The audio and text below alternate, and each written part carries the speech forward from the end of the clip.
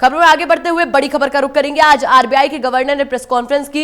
RBI governor Shashikant Das ने कहा है कि जीडीपी ग्रोथ नेगेटिव रहेगी। बड़ा बयान यहां पर आरबीआई की तरफ से सामने आया है। दरअसल महंगाई को कम करना एक बड़ी चुनौती भी उन्होंने बताया है और लॉकडाउन में मांग और उत्पादन दोनों की कमी का भी जिक्र किया है।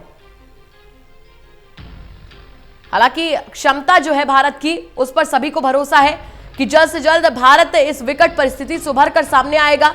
ऐसे में ये जो विषम परिस्थिति देश के सामने खड़ी हुई है, इसको लेकर आरबीआई ने तमाम रियायतें भी दी है, तमाम ऐलान भी किए हैं, जिससे आम जनता को, जो आम जन है, उसको काफी ज्यादा राहत मिल सके। कृषि का भी जिक्र किया उन्होंने साफ तौर पर कहा है कि कृषि उत्पादन बढ़ने से सबको लाभ मिलेगा।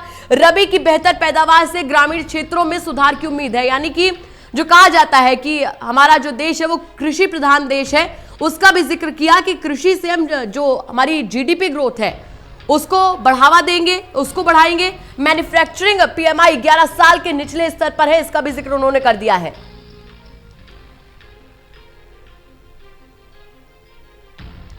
हालांकि भारत की क्षमता ऐसी है जिससे निपटने के लिए सबको भरोसा है।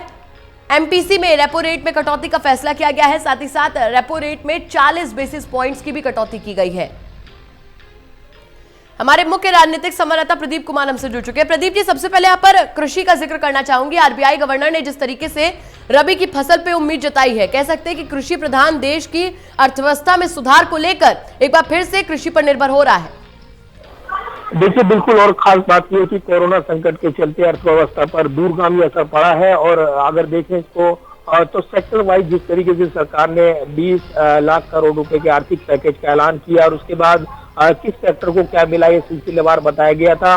कृषि सेक्टर को खास फोकस किया गया इसमें, और कहीं ना कहीं इसमें कृषि सेक्टर के जो अलग अलग विभाग हैं, जो कि किसान खेती से जुड़े हुए हैं, उन सेक्टर को भी मदद देने का ऐलान किया गया था। लेकिन तमाम गतिविधियां, आर्थिक गतिविधियां कोरोना संकट, लॉकडाउन के चलते काफी बुरी तरीके से प्रभावित हुई हैं। और आरबीआई गवर्नर का कहना है कि जो इंडस्ट्री वाले ज्यादातर राज्य हैं, उनकी बात करें तो वो काफी प्रभावित हुए हैं बुरी तरीके से, और इसी को लेकर यहाँ पर ब्यौरा दिया गया है।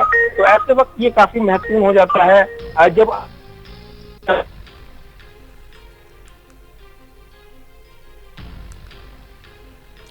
चले, बहुत बहुत शुक्रिया प्रदीप जी जुड़ने के लिए, तमाम जानकारी से रूबरू करवाने के लिए।